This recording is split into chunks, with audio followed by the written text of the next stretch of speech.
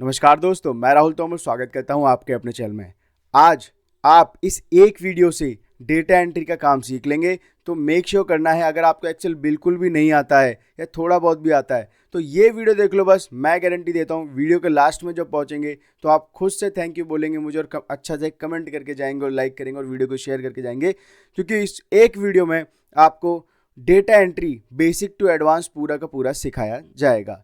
ठीक है, तो अगर आप चैनल पे नए हैं तो चैनल को सब्सक्राइब कर लो, वीडियो को लाइक कर लो। अब बिना टाइम वेस्ट किए स्टार्ट करते हैं और आपको बताते हैं कि किस तरीके से हम आपको एक्सेल बेसिक टू एडवांस सिखाने वाले हैं, जितना भी डेटा एंट्री में यूज़ होता है। ठीक है, यहाँ पे ये एक्सेल है। जैसे कि अभी हम इसे क्लोज भी करते हैं एक्सेल को। अब अगर आप एक्सेल ओपन करना चाहते हैं अपने लैपटॉप में तो कैसे करते हैं, ये नीचे जो टैब टू सर्च दिख रहा है आपको, इस पर क्लिक करेंगे, यहाँ पे एक्सेल लिखेंगे और जस्ट एंटर मार्क कर देंगे। और जैसे ही आपने एक्सेल लिख के एंटर करते हैं तो यहाँ पे आपका एक्सेल ओपन हो जाता है। दूसरा भी तरीका बताते हैं आपको। यहाँ से इसे बंद करेंगे। अब विंडो प्लस आर की दबाएंगे, वहाँ पे लिखेंगे एक्सेल, लिखेंगे, ओके क्लिक करेंगे तो भी आपका यहाँ पर एक्सेल ओपन हो जाएगा। ठीक है, तो ये तो हमने बता दिया कि एक्सेल आखिर ओपन कैसे होता है। दो तरीके मैंने आपको बता दिए लैपटॉप में। अब हम कुछ बेसिक चीज़ें आपको बताएंगे। सबसे पहले तो ये फाइल सेक्शन है। ये जितने भी ऊपर के सेक्शन हैं, इस पूरे सेक्शन को हम कहते हैं रिबन।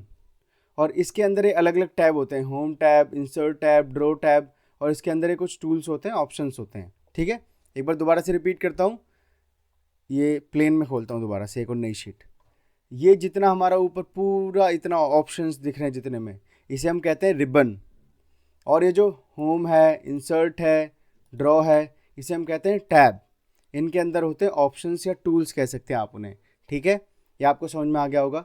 सबसे पहले हम यहाँ पे स्टार्टिंग से थोड़ा सा समझ लेते हैं। थोड़ा बेसिक पे जाएंगे, डायरेक्टली सारे ऑप्शंस बताएंगे तो समझ में नहीं आएगा। फाइल में मोस्टली आपको ये देखना है कि आपके लिए जो यहाँ पे सबसे ज़्यादा इंपॉर्टेंट रहने वाला है वो रहेगा सेव या सेव एज।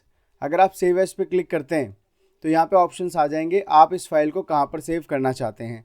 तो मैं डाउनलोड्स पे क्लिक करता हूँ। ठीक है, यहाँ पे फाइल का नेम डेटा एंट्री करके मैंने ऑलरेडी सेव कर रखा है, तो मैं डेटा एंट्री 1 करके एक्सेल वर्कबुक है। यहाँ पे आप सेलेक्ट कर सकते हैं कि जो फाइल है, जो एक्सेल फाइल आपने बनाई है, वो आप किस फॉर्म में सेव करना चाहते हैं। तो हम एक्सेल वर्कबुक में ही सेव करना चाहते हैं, सेव पे क्लिक कर देंगे और ये फाइल हमारी डेटा एंट्री 1 के नाम से सेव हो चुकी है। ठीक है, ये हमने बता दिया सेव करना फाइल में आपको। ठीक है, अब चलते हैं आगे। Home tab. होम टैब में ये जो सारे ऑप्शंस हैं थोड़ा समझ लीजिएगा, जो मेन है आपके लिए। यहाँ पर सबसे पहले ये देखिए कट ऑप्शन है। कट ऑप्शन होता है कि कहीं से कोई चीज़ काट के अलग पेस्ट कर देना। जैसे कि ये है, सम पे हमने क्लिक किया, कंट्रोल प्लस एक्स होता है कट, और यहाँ पे आके कंट्रोल वी कर दिया तो वो यहाँ से कट के यहाँ आ गया, ये हो गया कंट्रोल एक्स। और एक होता है हमारा कॉपी। तो कॉपी में तो क्या होता है, क्लिक किया, कंट्रोल सी किया और यहाँ पेस्ट किया तो वहाँ भी रहेगा लेकिन यहाँ भी कॉपी हो जाएगा। समझ पा रहे हैं? कंट्रोल एक्स से वहाँ से वैल्यू कट जाएगी, हट जाएगी, और जहाँ पेस्ट करेंगे कंट्रोल वी दबाएंगे वहाँ आ जाएगी। कंट्रोल सी से वहाँ तो रहेगी लेकिन साथ में जहाँ पेस्ट कर रहे हैं वहाँ भी रह जाएगी, कॉपी हो जाएगी। ठीक है, तो कंट्रोल एक्स, कंट्रोल सी और कंट्रोल वी, ये तीन चीज़ बेसिक है और इम्पॉर्टेंट है आपके लिए। ये चीज़ें याद रख लीजिएगा। एक बार रिपीट करता हूँ।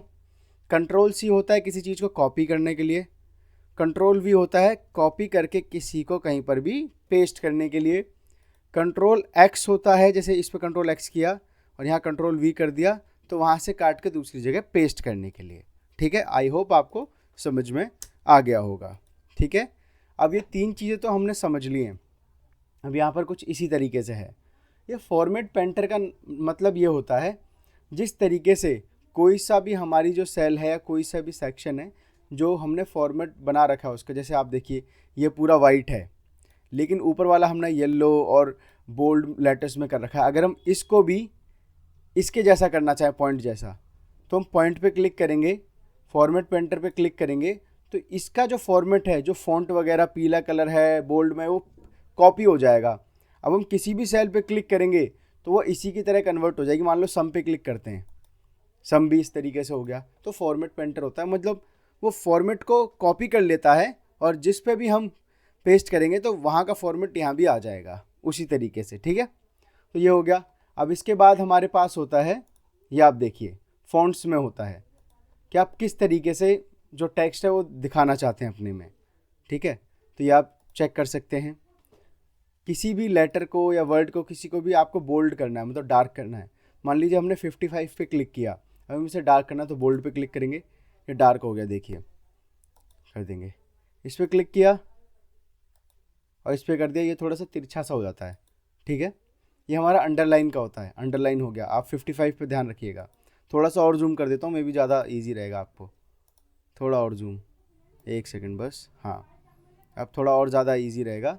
ये देखो बोल्ड हुआ, बोल्ड से अनबोल्ड कर दिया हमने, तिरछा हो गया, अंडरलाइन हो गया, अंडरलाइन हटा दी।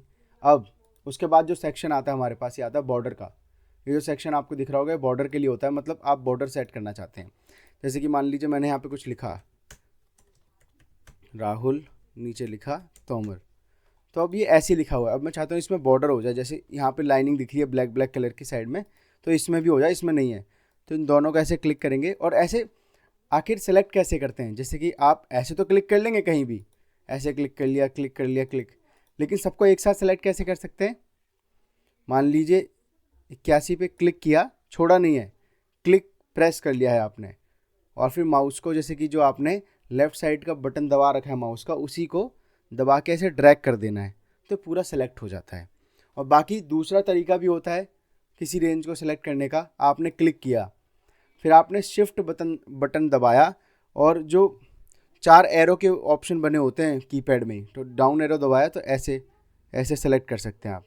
और साइड में भी सेलेक्ट करना है तो साइड में भी ऐसे कर सकते हैं, शिफ्ट दबा के करना है, लेकिन आपको समझ पा रहे हैं आप।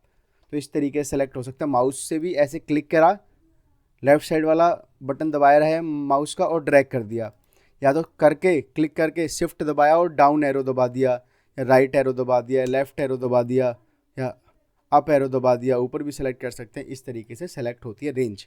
हम बॉर्डर सिखा रहे थे आपको, तो ये किया, ड्रैग करके सेलेक्ट कर लिया दोनों, बॉर्डर्स का ऑप्शन है, क्लिक किया, तो यहाँ पे देखिए बॉटम में बॉर्डर लाना है, बस ऊपर ऊपर बॉर्डर लाना है, लेफ़्ट में, राइट में, या कोई बॉर्डर है उससे बॉर्डर हटाना है तो नो बॉर्डर्स कर दीजिए। हमें करना है ऑल बॉर्डर्स, मतलब दोनों में बॉर्डर्स आने चाहिए। तो देखिए दोनों में बॉर्डर्स आ गए हैं। अब बॉर्डर हटाने के लिए दोनों को क्लिक किया, गए, ये जो नो बॉर्डर्स का ऑप्शन है इस पर क्लिक किया, बॉर्डर हट गया, ठीक है। आई होप आपको समझ में आ गया होगा। इसके बाद ये कलर फिल का ऑप्शन होता है, 55 पे क्लिक किया, ये जो कलर बना हुआ है, मान लीजिए मैंने येलो पे क्लिक कर दिया तो इस सेल में येलो कलर फिल हो गया। अब मुझे दोबारा से वाइट करना है, तो जाएंगे वाइट कलर चूज़ कर लेंगे, ठीक है। और टेक्स्ट भी आप यहाँ से, ये है सेल के अंदर कैसा कलर दिखेगा, ये आपने जो लिखा है वो किस कलर का दिखेगा।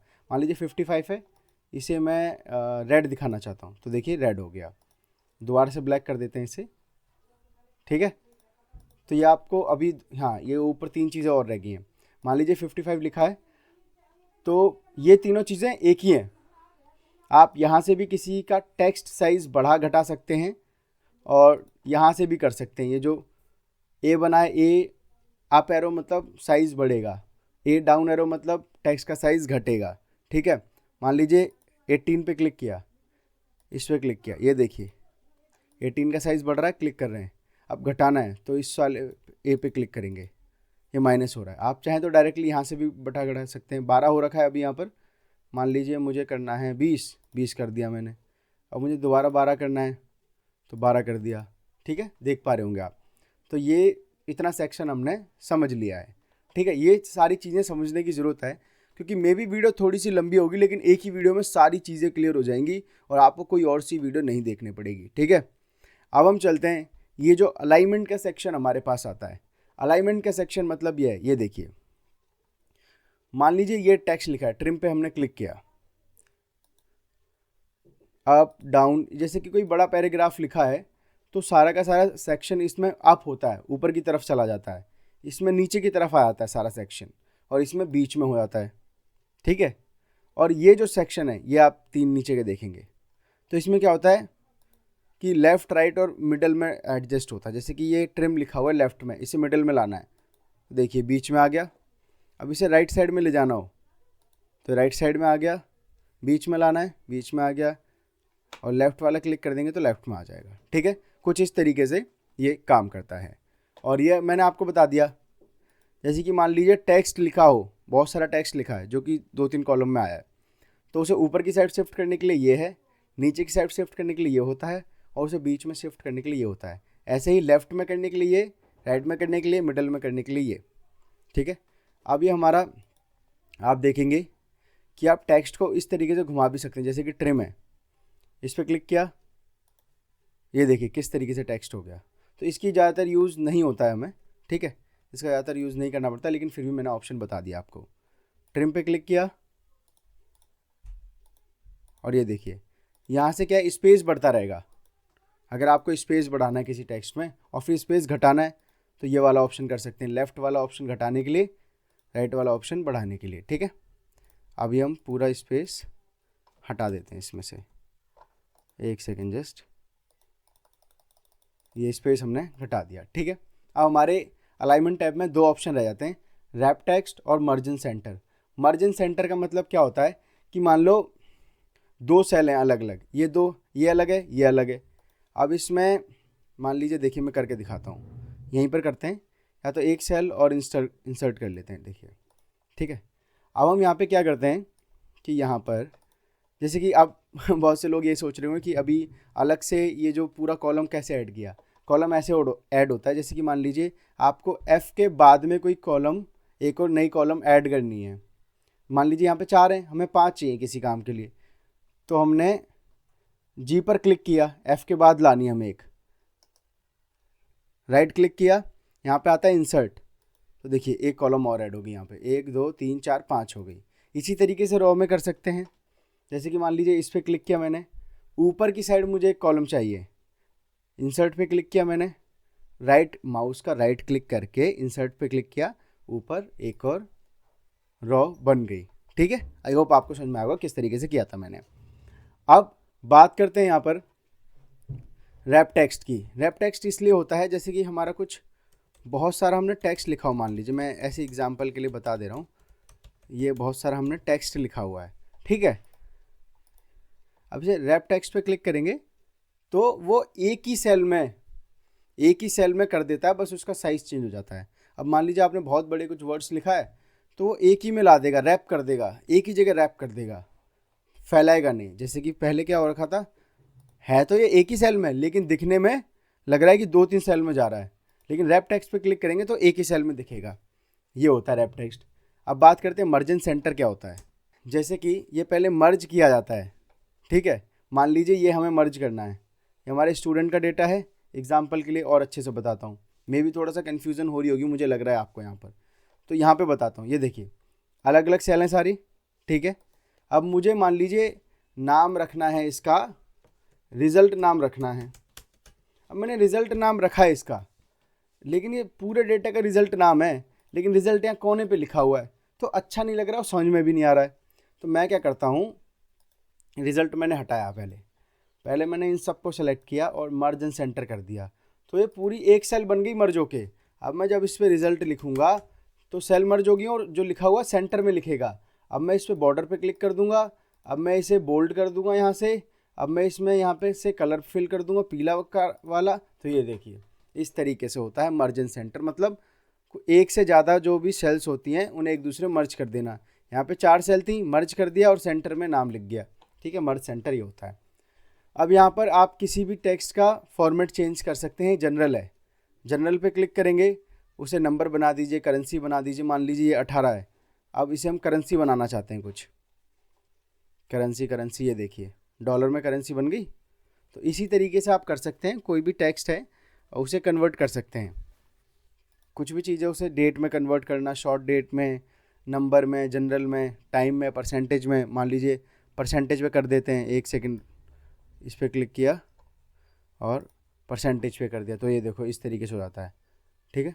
अब हम इसे बैक कर देते हैं। और सबसे पहले होता है कि अगर आपसे कुछ गलती होगी, राहुल स्पेलिंग गलत हो गई, अब आप क्या करना चाहते हैं, इसे पूरे को हटाना चाहते हैं, हम क्या करेंगे, Ctrl Z करेंगे, अंडो के कहते हैं जिसे, अंडो। अंडो मतलब वापस करना अपने एक्शन को। हमने कुछ गलत कर दिया, मान लो यहाँ कुछ हमने फॉर्मूला गलत लगा दिया, अब हमें वापस करना है। कंट्रोल Z क्लिक करेंगे, अंडो हो जाएगा, उस एक्शन से पीछे आ जाएंगे। कंट्रोल Y करेंगे, रिडो हो जाएगा। ठीक है, कंट्रोल Z मतलब एक स्टेप पीछे आ गए, कंट्रोल Y मतलब दोबारा से उसी स्टेप पे पहुंच गए।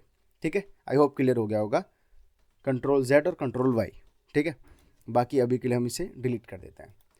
तो ये सारी चीज़ें हमने समझ ली हैं। परसेंटेज, और ये किसी भी नंबर में ज़ीरो बढ़ाने या घटाने के लिए होता है। देखिए यहाँ से ज़ीरो बढ़ रहा है, डेसिमल बढ़ रहा है, और यहाँ से घट रहा है।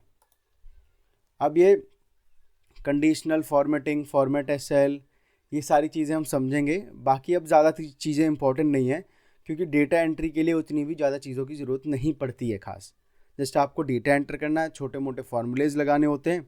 ठीक है, लेकिन सबसे ज़्यादा जो आपका काम है इसी टाइप का था, insert, draw, page layout, formula, data, इन सब में ना के बराबर काम है। अगर एडवांस में सीखेंगे, एडवांस की भी हम एक वीडियो बनाएंगे, पूरा डिटेल में बताएंगे। बाकी आज हम बेसिक सीख रहे हैं, जिसमें मैंने आपको सारा ये बता दिया। अब थोड़ा नीचे चल लेते हैं। ये सीट 1, 2 वो कुछ भी नाम है वो दे सकते हैं आप, यहाँ पे नाम भी रख सकते हैं। मान लीजिए मैंने इस पर डबल क्लिक किया माउस से, ठीक है, अब यहाँ लिख दिया मैंने स्टूडेंट डेटा और एंटर कर दिया। अब ये स्टूडेंट डेटा के नाम से हो गई, ये शीट 2 हो गई, ये शीट 1 हो गई। ठीक है, आई होप आपको समझ में आ रहा होगा कि नीचे हम एक ही वर्कबुक, जो एक्सेल की एक फाइल हमने ये डेटा एंट्री 1 के नाम से सेव करी है, हमारी वर्कबुक, और इसके अंदर हम कितनी भी शीट्स अलग अलग, ये प्लस का आइकन है, और शीट कितनी भी शीट ऐड कर सकते हैं और उसमें अपना डेटा मैनेज कर सकते हैं। एक वर्कबुक के अंदर अलग अलग हम शीट मेंशन, मतलब शीट बना सकते हैं। आई होप क्लियर हो गया होगा आपको। तो यहाँ पर हम स्टार्ट करते हैं। सबसे पहले अब छोटे छोटे फॉर्मूलेस पे आते हैं, जैसे कि सम का फॉर्मूला है। अगर आपको ये जो स्टूडेंट्स के मार्क्स लिखे हुए हैं कि बायोलॉजी में स्टूडेंट्स को इस तारीख को इतने इतने पॉइंट्स मिले, तो अगर हमसे पूछा जाए कि टोटल स्टूडेंट्स को जो जितने मार्क्स मिले उसका सम क्या है, तो हम इस सेल पे क्लिक करेंगे, इक्वल्स टू, कभी भी कोई फॉर्मूला लिखते हैं तो पहले इक्वल्स टू का साइन लगाएंगे, फिर लिखेंगे सम, SUM, फिर टैब बटन होता है उसे क्लिक करेंगे तो ऐसा आ जाएगा। अब ये कह रहा है नंबर 1 से लेकर नंबर 2, 3, 4 जहाँ तक भी है वो सेलेक्ट कीजिए। अब इसमें क्या है, हमें इतना पूरा सम करना है, तो इस पर क्लिक करेंगे। या तो ड्रैग करके भी माउस से आ सकते हैं यहाँ, या तो इस पर क्लिक करने के बाद शिफ्ट दबा के, डाउन एरो दबा के भी यहाँ तक सेलेक्ट कर सकते हैं। सेलेक्ट कर देंगे, एंटर क्लिक कर देंगे, और ये इतना जितना भी पूरा था ये पूरा ऐड होके आपके सामने यहाँ पर आ गया है। ठीक है, ये हमने ऐड करना सीख लिया, कैसे जोड़ा जाता है। ये जो बेसिक फार्मूलाज हैं कुछ हैं, जैसे कि मैं एक सेकंड ये सेल्स डिलीट करता हूँ, ये थोड़ा पास में आ जाएगा, ज़्यादा अच्छा रहेगा। हाँ, एक और डिलीट कर देता हूँ, एक सेकंड, डिलीट। और बाकी आप ये भी कर सकते हैं, जैसे कि आपको काम करने में दिक्कत हो रही, कम स्पेस लग रहा है, तो ये जो रिबन है अभी आप यूज़ नहीं कर रहे हैं, डेटा में इधर काम कर रहे हैं, तो इसे हाइड भी कर सकते हैं। ये देखिए यहाँ पे राइट साइड में ऑप्शन है, इस पर क्लिक करेंगे, ये हाइड हो जाएगा।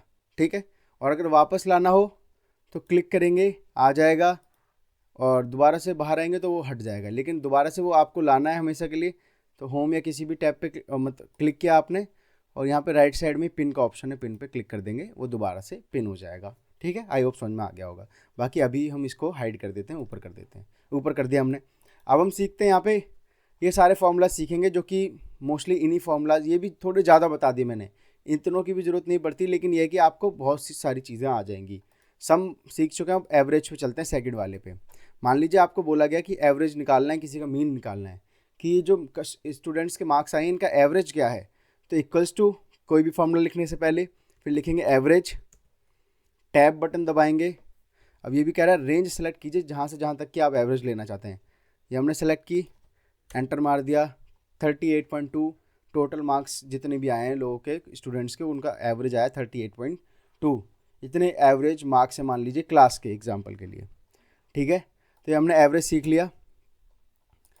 हम चलते हैं अब काउंट पे। काउंट क्या होता है, न्यूमेरिक सेल्स को काउंट करता है, मतलब सम तो प्लस कर देगा सबको, लेकिन ये बस काउंट करेगा। काउंट कैसे करेगा वो मैं बताता हूँ। काउंट क्लिक किया, इक्वल्स टू करके टैब दबाया, यहाँ से लेके यहाँ तक सेलेक्ट किया, एंटर कर दिया। अब इसने सम नहीं किया, इसने काउंट किया है 1 2 3 4 5 6 7 8 9 10 कि 10 सेल्स में न्यूमेरिक वैल्यू है। ठीक है, ये इसने काउंट किया है। अब इसमें क्या होता है, मैं एग्जांपल के लिए एक चीज़ आपको बताऊं। जैसे कि मान लीजिए यहाँ पर 1 लिखा है, यहाँ पर 2, यहाँ पे 3, यहाँ पे A, यहाँ पर लिखा है S लिखा है, यहाँ पे 5 लिखा है। ठीक है, अब हम क्या करते हैं, एक सेकंड, पहले मैं एक ही साइड कर दूँ इसे, एक सेकंड बस, ये इसे कर दे सबको मिडल में। ठीक है, अब ये हमने यहाँ पर किया, यहाँ पर इक्वल्स टू करके अगर हम काउंट लिखते हैं, इस पर काउंट का फॉर्मूला लगाते हैं, यहाँ से लेके यहाँ तक सेलेक्ट करते हैं, तो ये बस जितने में न्यूमेरिक वैल्यू है, जितने में गिनती लिखी है उसी को काउंट करेगा।